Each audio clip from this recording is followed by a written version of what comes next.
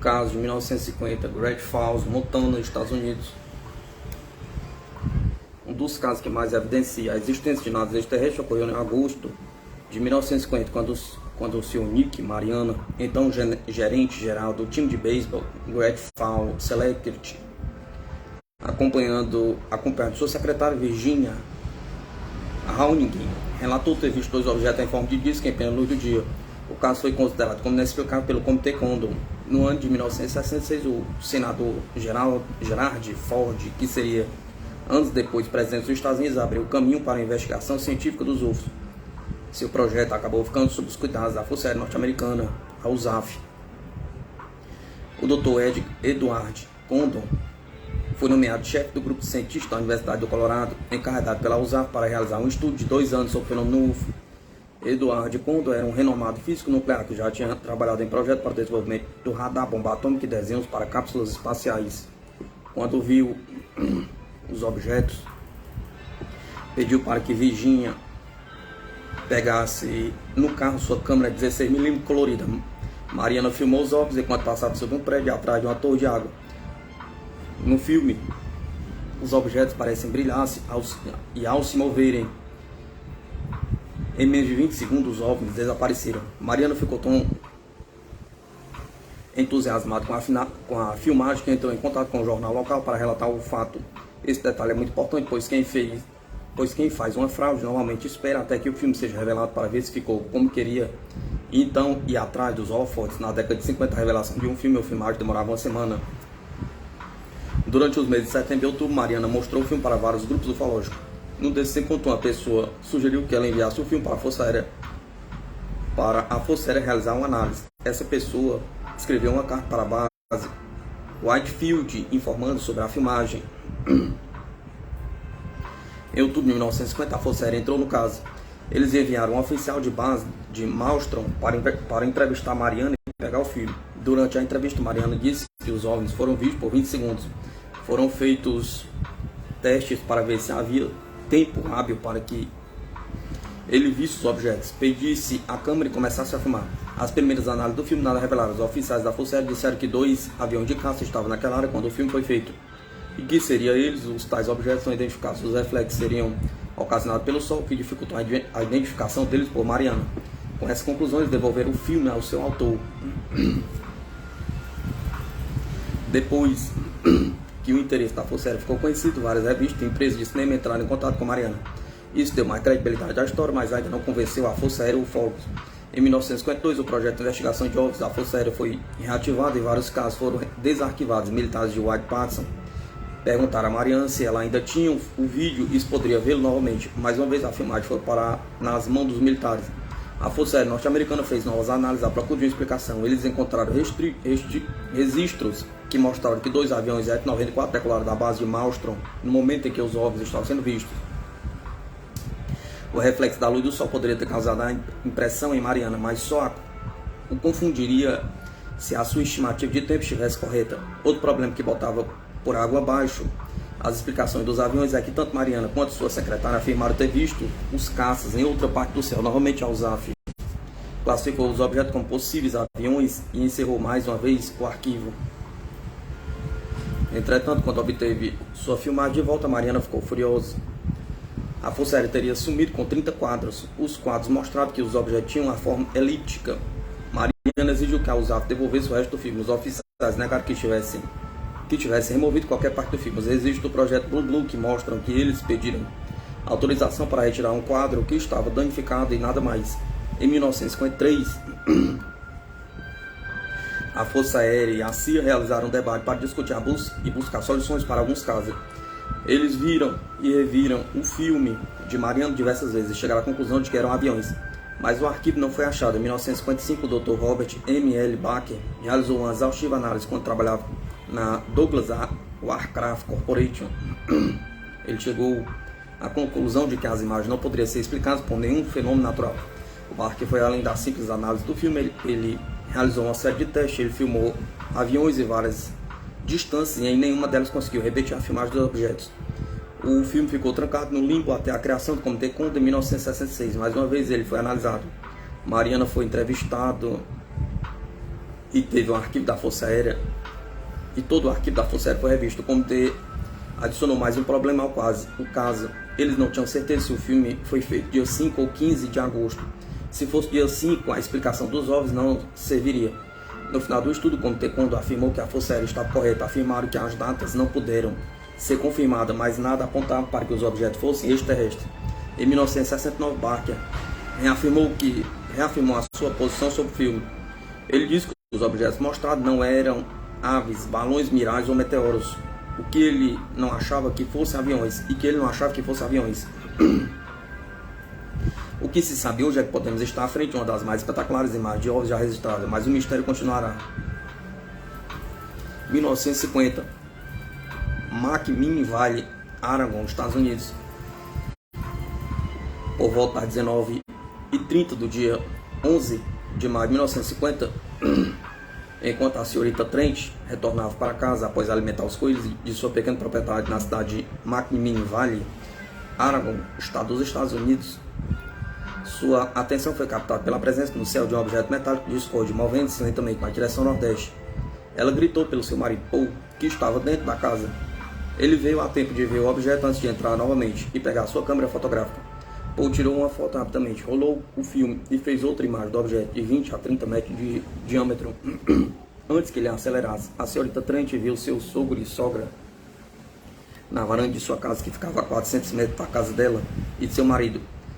Ela os chamou, mas como eles não responderam,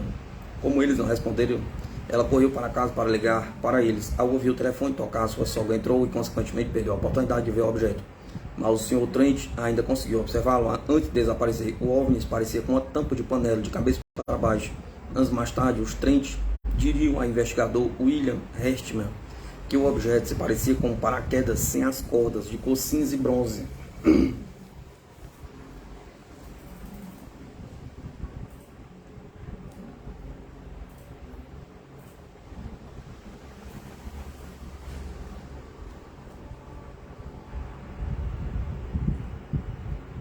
Uma das fotos mostra o objeto por baixo. No momento dessa foto, as testemunhas disseram que sentiram uma leve brisa e associaram ao movimento do OVNI. Eles chegaram a pensar que o objeto fosse algum experimento militar. A família Trent não revelou o filme de imediato, mas Paul falou das fotos para o seu gerente do banco, Frank Horstman. E as fotos foram colocadas no display na entrada do banco. No mesmo dia em que eles ficaram expostas, o repórter do jornal local, Bill Paul, persuadiu os Trent para que lhe emprestasse os negativos das fotos. Bill analisou as fotos à procura de fios ou algo que pudesse mostrar alguma face, mas não encontrou nenhum vestígio. No dia 8, sua história com as fotos foram publicadas no jornal McMinn Valley Telephone Register. No dia 10, o International News Service vinculou a história para o mundo todo. A revista FAT pegou os negativos emprestados com Bill e colocou na sua edição de junho daquele ano. Os Trent apareceram no programa de TV Show Will Were the People em rede nacional. Disseram que os negativos lhes seriam devolvidos, mas a revista Life os perdeu. Após 17 anos, eles foram encontrados nos arquivos da United Press International. Os negativos haviam sido emprestados para William Hartman,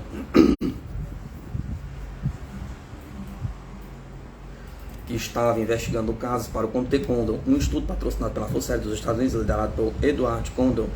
Depois, os negativos foram devolvidos para a UPI. Em 1970, Philip Bladini, editor do jornal Mac Mini Vale Telefone Resiste, a pedido da família Trent, solicitou os negativos de volta, já que nunca deram os royalties à família. A UPI os devolveu, mas Blandini não disse nada. 5 anos depois, o pesquisador Bruce Maccabi os encontrou nos arquivos do Register quando começava a sua própria investigação sobre o caso. Provavelmente foi muito bom as fotos terem sido perdidas entre 1950 e 1967, porque ficaram muito bem protegidas, além do que a sua qualidade permaneceu boa, teria dito. Os Trent disseram que semanas após o avistamento foram visitados por agentes da Força Aérea e o FBI que lhe fizeram muitas perguntas. Bill Paul confirmou parte da história para Maccabi, dizendo que 2 semanas após a publicação no jornal, 2 pessoas com roupas de militares requisitaram o negativo das fotos. Nunca mais as devolveram. As fotos atraem a atenção porque, ao contrário de muitas outras fotos de OVNIs, o objeto não mostrava luzes borradas e desfocadas, mas sim algo estrutural, artificial, tangível. Consequentemente, os investigadores estavam numa faca de 2 gumes. As fotos eram falsas ou verdadeiras? Pergunta. Se autêntica, seria uma prova mais do que suficiente para afirmar a existência de discos voadores. Para o desgosto dos céticos, os investigadores não conseguiram encontrar nada que comprovasse uma fraude. O caso nunca recebeu nenhum dinheiro por elas. O casal nunca recebeu nenhum dinheiro por elas. Até mesmo Hartman, do Comitê Condon, se rendeu aos fatos. Esse é um dos relatos sobre OVNIs onde todos os fatores investigados, geométricos, psicológicos e físicos, parecem ser consistentes com a afirmação de que um extraordinário objeto metálico em forma de disco, com desenho de metro de diâmetro e evidentemente artificial, voou sob os olhares das testemunhas. Até o final de suas vidas, no final de 1990, os Trent mantiveram seu relato. 1952, Flatwood, West Virginia, Estados Unidos. No dia 12 de setembro de 1952, um grupo de garotos observou uma esfera de cor vermelha e pulsante sobrevoar a colina, depois cair atrás de outra na cidade de Flatwood, West Virginia. Uma intensa luz foi vista por detrás da colina, como se o objeto tivesse pousado. Curioso, o grupo de garotos foi ver o que havia pousado, juntamente com outras pessoas que também tinham visto o evento. Entre essas pessoas estavam Kathleen Mamie, seus 2 filhos e seu amigo Tommy e Eugene Limon e seu cachorro. O cachorro correu deixando o grupo para trás, até se perder de vista. De repente ouviu-se seus latidos e ele voltou correndo com o rabo entre as pernas. Um nevoeiro próximo ao chão fez com que os olhos da testemunha lacrimejassem. Os 2 líderes do grupo, Limon e Ney Nunley, chegaram antes dos outros ao topo da colina e viram uma enorme bola de fogo à sua direita. Alguns diriam mais tarde que a bola era do tamanho de uma casa. À esquerda do grupo, sob um grande carvalho, foram vistas 2 pequenas luzes azuis. Aconselhado pela senhorita May, Limon apontou sua lanterna naquela direção. Para o horror de todos, a luz da lanterna desvenou uma criatura de aparência grotesca. O ser tinha a cabeça parecida com um ás de espadas. Dentro da cabeça havia uma janela circular escura, com exceção de 2 luzes. Não havia sinais de braços ou pernas. O ser, que parecia ter 3 metros de altura, foi em direção dos observadores, mas segundos depois mudou sua direção. O ser estava voltando para a esfera luminosa de onde parecia ter saído. Tudo isso ocorreu em questão de segundos. Limon desmaiou e foi arrastado pelos outros enquanto fugiam. Quando entrevistado cerca de meia hora depois por A. Lee Stewart Jr., repórter do jornal democrata Braxton, as testemunhas mal conseguiam falar. Alguns precisavam de cuidados médicos. Stewart não teve dúvida de que eles tinham visto que os abalou profundamente. Logo depois que Limon acordou, ele e Stewart foram ao local onde tinham visto a criatura e a estranha nave. Stewart também observou que havia um cheiro acre no ar que irritava o nariz e a garganta. Na manhã seguinte, Stewart voltou ao local e encontrou marcas de derrapagem na descida de um morro e uma grande área gramada que parecia ter sido pressionada por algo muito pesado. O encontro logo foi chamado pelos jornais como o monstro de Flatwoods. Entretanto, esse contato não foi o único. Vários relatos de avistamento de estranhos objetos sobre a região foram registrados. Bailey Framing, um morador de Beach River, afirmou ter visto uma bola de cor laranja brilhante exatamente sobre o local onde o monstro foi visto. Há também a informação de que uma semana antes do evento de Flatwoods, uma jovem e sua mãe, residente na cidade de Weston, tiveram um encontro com a mesma criatura. A jovem ficou tão abalada que teve que ser hospitalizada. Ambas relataram o mesmo cheiro acre no ar durante o contato. Anos mais tarde, o escritor John Kell entrevistou um casal que alegou que na noite seguinte ao avistamento original, mais cerca de 20 quilômetros distante de Flatwoods, eles encontraram uma criatura de 3 metros de altura que exalava um odor acre.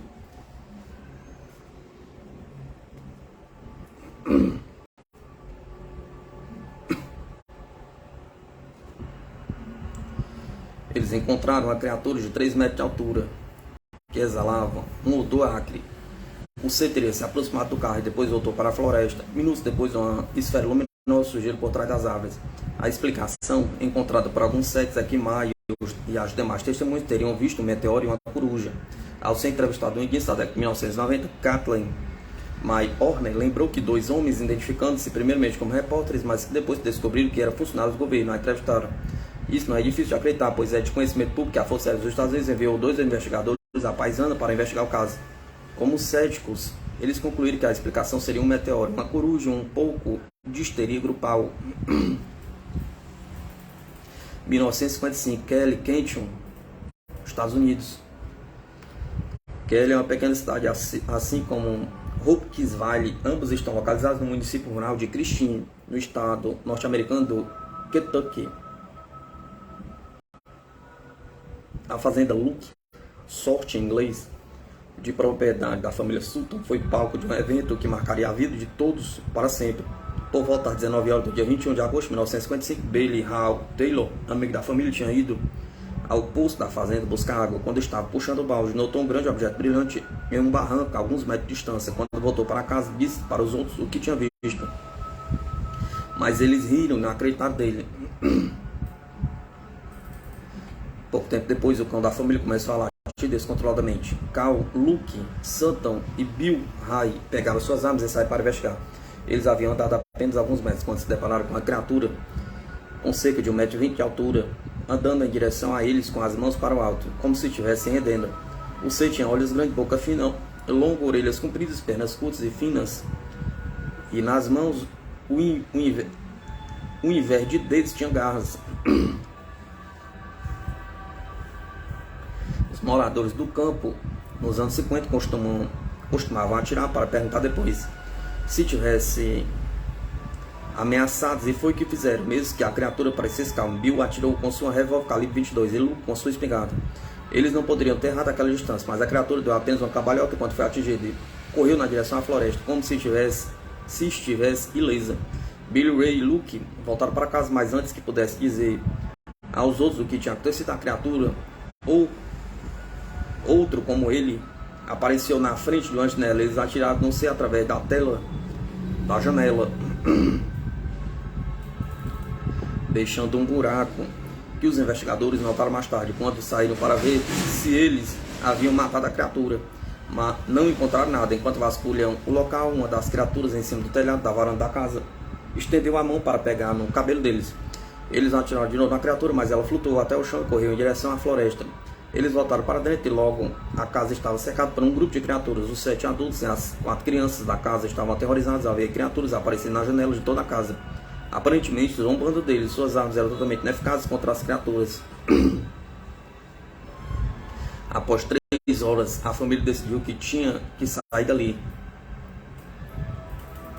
Eles entraram em 2 carros e dirigiram-se até a delegacia da polícia local, chegando a cerca de 23 horas para relatar o evento.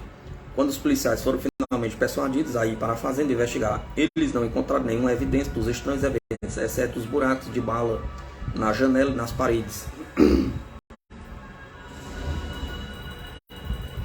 Segundo relatos, o xerife Russell Greenwell estava entre os 25 policiais que investigaram a cena e para a qual a família contou toda a história. Devido ao estado de terror das testemunhas, concluiu que eles não teriam inventado aquilo tudo. Moradores vizinhos relataram ter ouvido os disparos e uma pessoa afirmou ter visto luzes no céu naquela noite. Pouco depois que a polícia foi embora, como se por brincadeira, as criaturas voltaram como antes. Eles começaram a olhar para as janelas e, curioso, mas não hostis, mais uma vez os homens responderam com tiros e novamente não surtiu efeito. Este calvário continuou até o amanhecer. Na manhã do dia 22, a polícia e oficiais da Força Aérea estiveram na fazenda para investigar os relatos, mas nada foi encontrado. Billy Ray e Luke não estavam lá, pois foram para Evansville, em Indiana, a negócios. O jornal Hawkinsville Kentucky New Era publicou a história em sua edição do dia 22 de agosto de 1955. Muitas pessoas acreditam que este caso seja uma grande invenção. Se foi, então ele tem que ser um dos maiores embustes da ufologia de todos os tempos. A família não ganhou nenhum dinheiro com um incidente, não queria publicidade na época. Eles tiveram de fazer reparos na casa, que lhes custou uma soma considerável de dinheiro. Todos os 7 adultos contaram a mesma história, sem contradições e sem depoimentos. Os esboços das criaturas feitos por cada um eram perfeitamente iguais. Não há provas de que foi tudo uma farsa. Sutton, durante anos, sustentaram a sua história. O famoso astrônomo e ufólogo J.L. Haneke levou o caso a sério, discutindo com 2 dos principais pesquisadores do evento, Bud Lidwich, um engenheiro de uma estação de rádio em Hopkinsville, e Isabel Davis, um investigador de Nova York. 1958, Monte Pudgy, Papua Nova Guiné.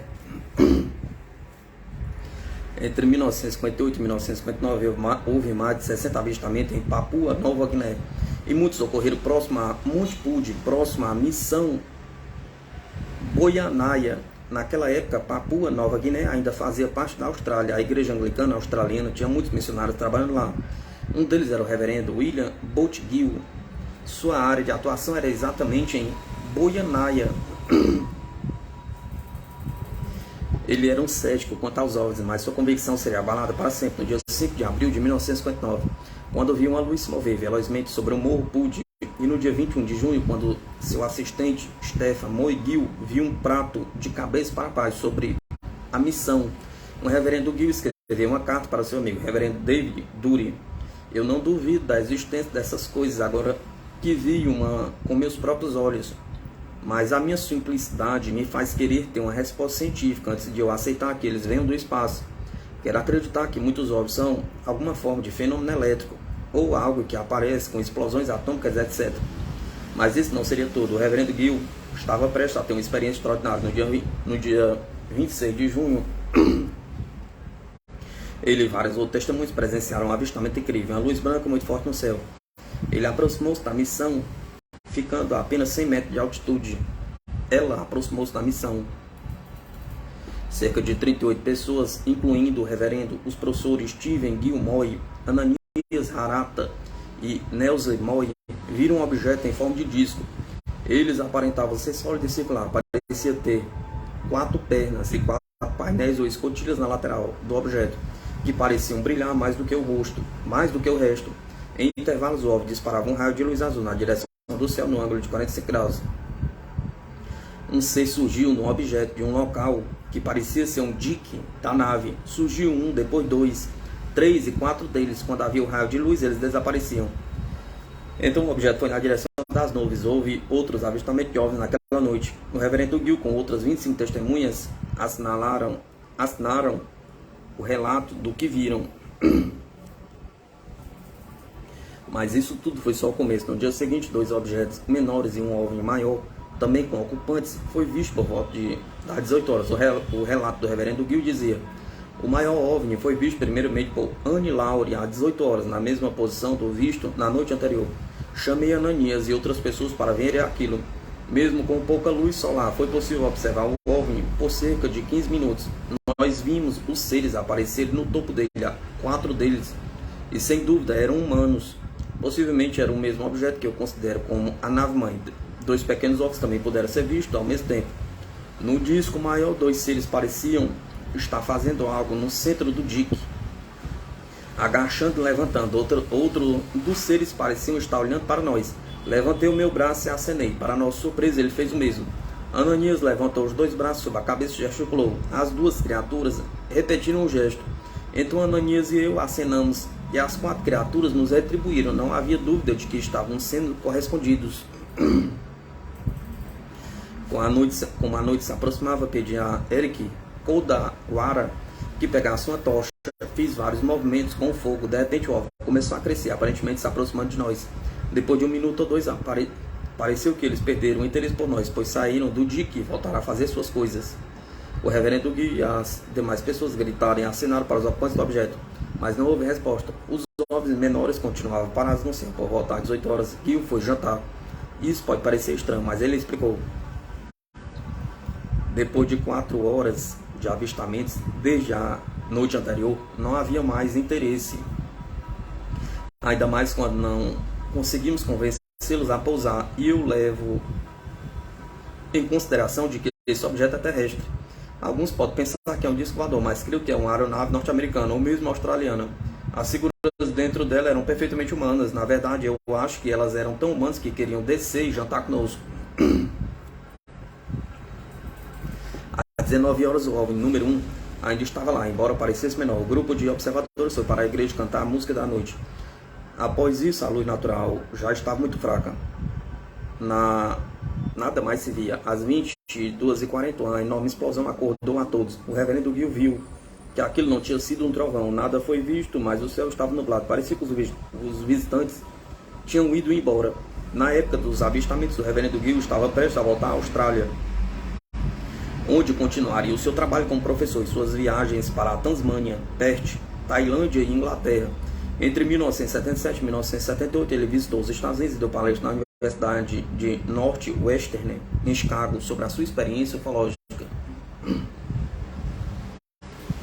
1964, Socorro, Novo México, Estados Unidos. No dia 24 de abril, uma sexta-feira, por volta às 17h45, o policial da cidade do Novo México, dos Estados Unidos, Lone Zamora, perseguia um carro em alta velocidade, quando teve a sua atenção desviada para algo no céu. Foi então que eu vi um barulho forte, uma chama no céu, a alguma distância. Diz, pensando em se tratar de uma explosão, Zamora deixou a perseguição de lado e foi em direção ao local. O policial já podia ver um objeto. Ele pensou que era um carro capotado, mas quando chegou mais próximo percebeu que era um objeto como nunca havia visto antes. Aquela coisa parecia um enorme ovo. Eu vi 2 pessoas vestidas de branco próximas aos objetos. Uma delas pareceu olhar para o meu carro e se espantar. Parecia que tinha dado um pulo para trás. Não me lembro de ter visto chapéus ou algo diferente neles. Eles pareciam ter uma aparência humana, mas possivelmente eram pequenos adultos ou pequenas crianças. Enquanto se aproximava mais, ainda um pequeno barranco bloqueou a sua visão, mas que não impediu de ouvir um barulho de portas se fechando. Ao chegar o mais perto que a estrada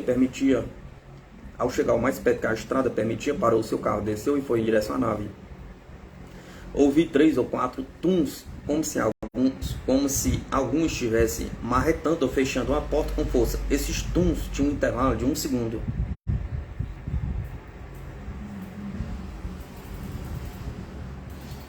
Depois dos sons,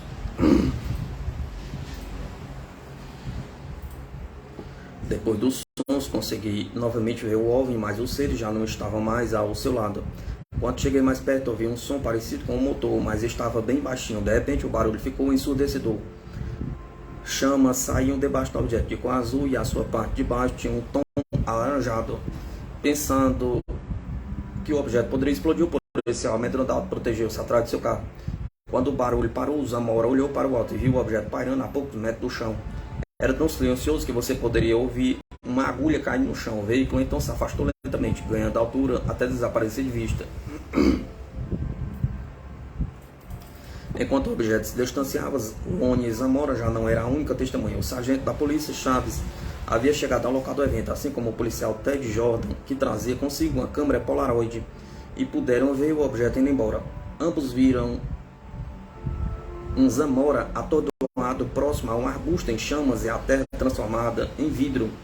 Momentos depois estavam os 3 no local onde o objeto havia pousado e decolado. Eles notaram que a vegetação estava amassada, queimada e marcas no solo deixado pelo OVNI. Eles fotografaram as 4 marcas do local. Elas tinham um padrão quadrangular. Numa perícia posterior realizada pelo FBI, foram encontradas pegadas. Poucas horas mais tarde, Zamora Foi interrogado pelo agente do FBI Arthur Birnes Jr. na delegacia de polícia de Socorro e logo depois chegou à cidade o capitão do exército norte-americano Richard T. Holder, comandante do campo de mísseis da base de White Sands. Segundo o relato oficial de Long Zamora, o objeto era liso e tinha um tipo de letra ou insígnia vermelha com 75 centímetros de altura ou 60 centímetros de largura e ficava no meio do objeto. O objeto tinha uma cor branca, mais parecido com um alumínio, teria dito. No dia seguinte, a história foi oficialmente publicada. Muitos repórteres chegaram a Socorro. Entre os muitos visitantes encontrados na cidade o casal James e Carol Lorenzen da APRO, Aerial Phenomenal Research Organização de Pesquisa de Fenômeno Aéreo. O Dr. J. Allen Hahn, que é professor de astronomia na Universidade de Northwestern, e consultou sobre os órgãos da Força Aérea Norte-Americana, e o sargento David Moody, representante da Força Aérea para o projeto Blue Book. Porém foram Ray Stanford, representante do NICAP, e Zamora que encontraram a evidência mais impressionante. No local onde havia a marca de um dos trens de pouso da nave, Stanford cavou cuidadosamente um pedaço de rocha fissurada que continha pequenas marcas de metal brilhante que ficaram incrustadas na pedra. Stanford contatou a sede do NICAP em Washington para que a rocha fosse analisada no Centro de Voo Espacial de Goddard da NASA. Uma semana depois, o chefe do Departamento do Sistema Aeroespacial, Dr. Henry Frankel, ligou para Stanford para informar que os resultados foram espantosos. O metal era desconhecido, tinha substâncias desconhecidas, ligações químicas nunca vistas antes. Tinha zinco e ferro, mas lugar nenhum do mundo se construía algo assim. O caso recebeu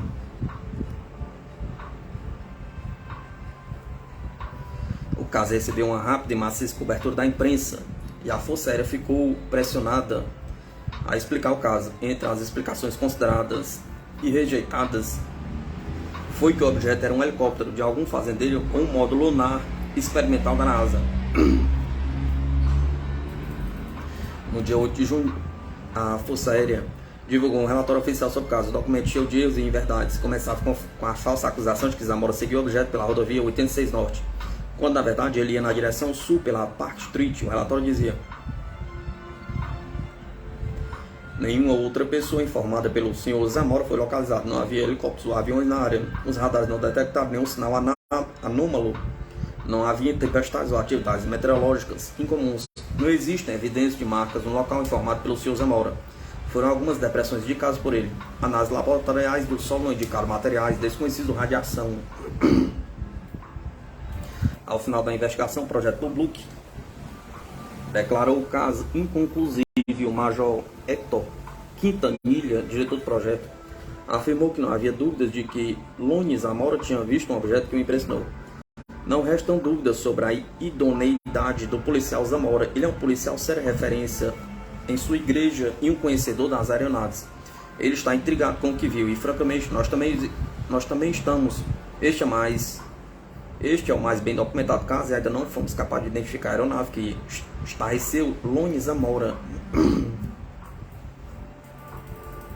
1965. Valensole, França. Por várias vezes durante a última semana do mês de junho de 1965, Maurice Mas, fazendeiro da cidade de Valensole, notou que algo estava marcando a sua plantação de lavanda.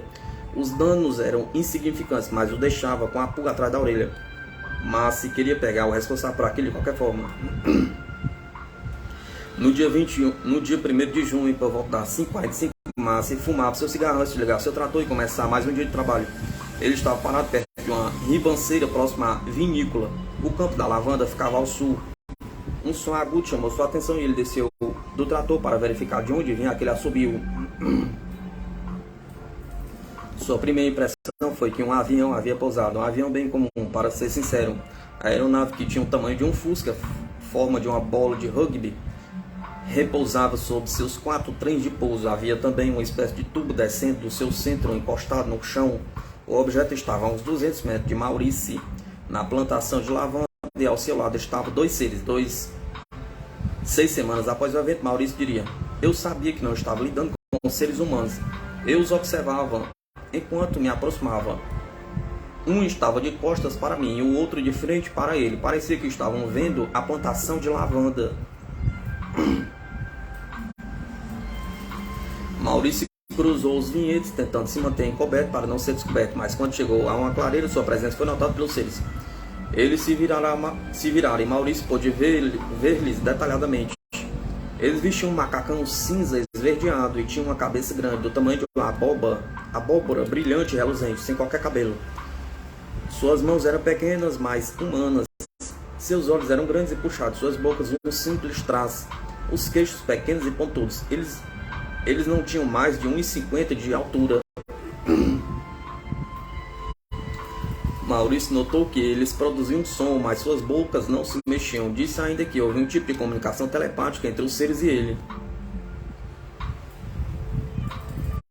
Um deles apontou um bastão para Maurício, que o paralisou. Logo depois o guardou numa caixa presa à sua cintura. Ambos tinham essa caixa na cintura. Os seres moveram-se com uma agilidade surpreendente. Entraram na nave pelo tudo. Então o OVNI decolou velozmente na direção norte até desaparecer de vista. Maurício só conseguiu se mover 20 minutos depois de sua partida. Ele foi ao local do pouso e encontrou as marcas de trem de pouso da nave, ainda muito nervoso e um pouco trêmulo.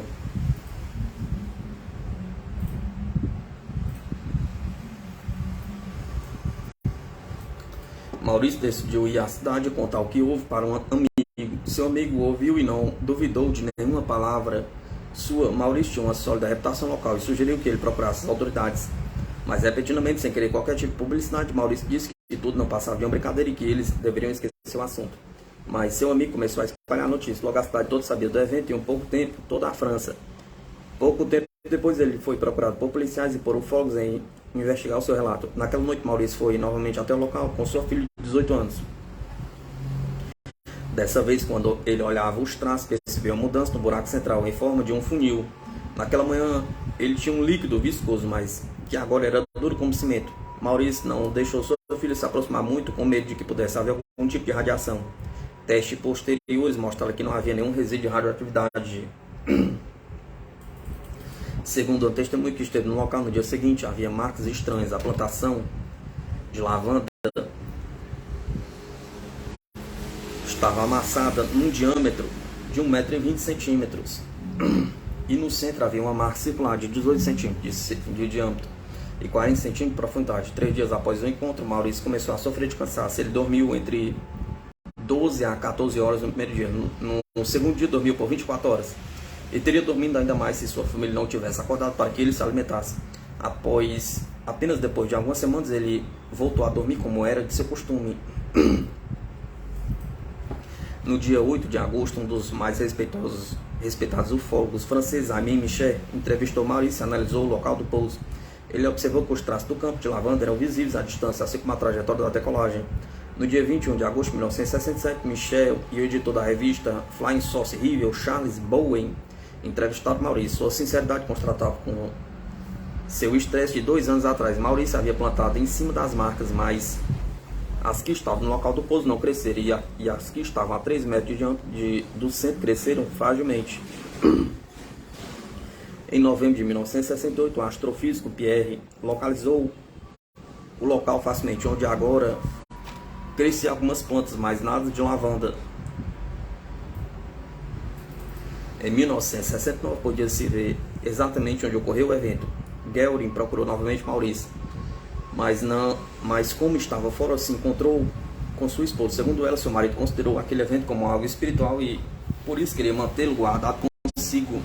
Jacques Vallée encontrou com Maurício em maio de 1979. Ele confirmou que viu o objeto, mas não falou nada sobre seus ocupantes. Ele negou que o incidente tivesse alguma conotação religiosa, mas declarou que experiências como aquela deveriam ser guardadas.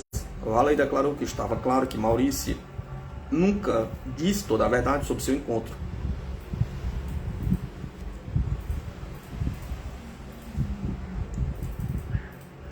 Em 1965, Garanhuns, Pernambuco. Estes homenzinhos eram muito instruídos, mas não zombaram de mim. Essas foram as palavras de Antônio Paulo de Ferro da Silva, quando acabou seu relato sobre os homens do espaço, que tinham encontrado a uma distância de uns 300 metros de sua casa, distante 10 quilômetros do centro da cidade de Garanhuns, Pernambuco. Tudo começou no dia 10 de setembro de 1965. Antônio chegou à casa de seu amigo fazendeiro Olegário Guilherme da Rocha, pálido e tremendo, mostrando-lhe um tomate como testemunha muda do que havia acontecido. Segundo Antônio, ele estava esperando a mulher lhe trazer o café da manhã, quando escutou um ruído no trigal. Situado atrás dele, 2 discos metálicos com alumínio desceram simultaneamente, na mesma distância, no mesmo nível, como se estivessem sincronizados. Os objetos aterrissaram a 8 metros de Antônio. Ele ficou apavorado, pensando que estavam tendo uma visão e que iria morrer, pois achava que aquilo era uma bomba atômica. Foi então que os 2 discos voadores levantaram voo e ficaram a 5 metros do solo, e os 2 homenzinhos de uns 80 centímetros de altura começaram a se aproximar de Antônio, vendo que ele estava apavorado. Os seres pararam e voltaram, mas depois olharam para trás gentilmente. Alguma coisa parecia ter mudado, porque eles voltaram outra vez e chegaram perto dele, olhando os tomates plantados, chegando a pegar um que deixaram cair, falando uma língua desconhecida. Antônio perguntou-lhe o que eles queriam. Os seres somente sorriram. Voltaram mais uma vez para o lugar de aterrissagem. Imediatamente, os discos desceram com movimentos sincronizados, cada um cobrindo um dos alienígenas. Subiram, levando provavelmente as entidades que Antônio não viu entrarem, uma vez que o terreno era inclinado naquele ponto. Os discos emitiram um som agudo, mas depois de uns 30 metros o som tornou-se mais grave. Antônio comparou o tamanho da máquina com a roda traseira de um trator, aproximadamente 1,50 m, 1,5 m de diâmetro por 60 centímetros de espessura. Os homens tinham a pele queimada, traços como nós, eram bem feitos de corpo, orelhas certas como as nossas. A impressão era de gente fina, mas não galhofaram de mim. Antônio ficou muito impressionado com a pele muito esquisita e sem nenhuma ruga, que ele comparou com os bonecos de cera que ele tinha visto no santuário ali perto. Tinha certeza de que se tratava de adultos, se bem que eles tinham o tamanho de suas filhas de 4 anos. Por que eles tinham voltado naquele momento? Pergunta. Eu pensei, será que estes são os falados homens dos discos voadores? Perguntou. Nesse momento os seres retornaram e se aproximaram. Alguns médicos que estavam reunidos naquela época em Garanhuns para um congresso falaram com Antônio, além deles repórteres, representantes das Forças Armadas e 2 norte-americanos altos e loiros. O caso até hoje não foi investigado oficialmente, mas crê-se tratasse de um contato extraterrestre legítimo.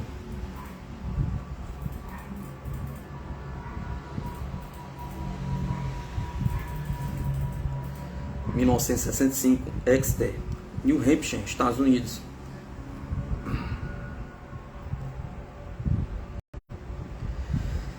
Envolvido na escuridão de uma noite de verão, um recruta da marinha caminhava tranquilamente por uma estrada. De repente, um enorme objeto para acima dele. Ele atira-se no chão para evitar ser atingido. Seu rosto fica branco de pânico. Eram as 2 horas da madrugada do dia 3 de setembro de 1965. Assim começou um incidente em Exeter. Uma série de aparições oficialmente qualificadas como um legítimo caso envolvendo um objeto voador não identificado. Em setembro e outubro de 1965, diversos avistamentos em New Hampshire. O estado norte-americano foi cuidadosamente investigado e documentado pelas autoridades locais e federais. Os acontecimentos daquela noite tiveram uma atenção especial em relação a outros avistamentos. A credibilidade dos oficiais Eugênio Bertrand e David Hunt, da polícia de Exeter, bem como de Reginald Toland, que era despachante e funcionário supervisor. Foi ele quem recebeu o agitado adolescente Norman Muscarello, que voltava da delegacia onde afirmou ter visto um OVNI. Um relato similar fundamentaria sua história. Mais cedo o policial Brent teria encontrado uma mulher parada ao longo da rodovia 101, perto de um viaduto a 4 km de Exeter. Ela disse que um objeto enorme, silencioso, vermelho e brilhante havia perseguido-a desde a cidade de Epping. Por quase 12 km, o objeto tinha se aproximado bastante do seu carro antes de aumentar sua velocidade e desaparecer. Bertrand não viu nada. Apenas uma estrela brilhante disse para a mulher ir para casa. Toland também falou com a mulher, que lhe disse que tinha sido perseguido por um objeto grande e redondo, com luzes vermelhas e voando baixo. Uma hora mais tarde, Bertrand recebeu um telefonema de Toland para que voltasse à delegacia imediatamente. porque um adolescente estava dizendo que tinha visto um disco voador. O jovem o levou até o local onde havia visto a espaçonave. Mesmo não encontrando nada, Bertrand foi instruído a verificar o local juntamente com Muscarello antes de voltar à delegacia. Cavalos em um celeiro próximo começaram a se agitar e a relinchar. Os cães da vizinhança começaram a uivar. Muscarello gritou: "Olhe, lá vem ela!" Então viram um objeto luminoso surgir por detrás das árvores. O OVNI passou por cerca de 100 metros deles em silêncio. Bertrand caiu no chão e sacou sua arma. Era um objeto enorme e escuro, tão grande quanto um celeiro, com luzes vermelhas, e disse Bertrand. Ele parecia piscar e para frente e para trás, e começou a vir em nossa direção. Eu ficava gritando: eu vou atirar, mas não atirei.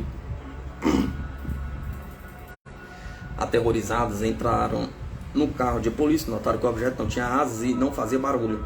Já a caminho da delegacia, eles não puderam ver o objeto decolar, balançar, realizar manobras impossíveis para os aviões antes de dissipar em direção à cidade de Hampton. Toland recebeu uma ligação pouco depois de uma telefonista de Hampton dizendo que um motorista aflito tentou contatar a polícia de um orelhão. Ele gritou com o operador dizendo que ele estava sendo perseguido por um disco voador que foi em sua direção e que ele ainda estava lá fora. Segundo o relatório do Departamento de Polícia de Hampton, no dia 3 de setembro de 1965, o Departamento de Polícia de Exeter relatou o aparecimento de um objeto voador não identificado sobre a área. As unidades 2 e 4 e a base aérea de Peace foram alertadas. Às 13h17, recebemos uma ligação de uma telefonista de Exeter e do oficial Toland, informando que um homem havia telefonado dizendo que havia sido perseguido por um OVNI. Antes de ter a sua ligação cortada, o Projeto Blue Book investigou o caso e concluiu que, neste momento, não podemos encontrar explicações para os avistamentos. Os 3 observadores parecem ser pessoas razoáveis, de confiança, especialmente os 2 patrulheiros. O Pentágono sempre negou os avistamentos, mas o evento foi lido em uma sessão do Congresso norte-americano em 1966 pelo pesquisador Raymond Fowler, representante na época do Comitê Nacional de Investigações de Fenômenos Aéreos, NICARP, e pela primeira vez o assunto estava na pauta dos políticos. Fowler estudou o caso e descobriu outros aspectos ligados ao evento. Segundo o pesquisador Amand Muscarello, viu desenhos confidenciais do local do UFO quando 2 oficiais da aeronáutica foram à sua casa interrogá-la. Seu vizinho foi obrigado por homens da Força Aérea a tapar todos os buracos deixados pelo objeto no solo. As galinhas da fazenda onde ocorreu o evento pararam de pôr ovos. Um oficial da Força Aérea foi visto comprando todos os jornais que publicaram a história. O comandante da base foi visto em trajes civis investigando o caso, disse Raymond. Em virtude da reputação das testemunhas envolvidas no caso e o testemunho de Fowler no Congresso, em abril de 1966, os Estados Unidos da América admitiram que o caso de Exeter envolveu um objeto voador não identificado. Civilizações do espaço visitando o planeta Terra.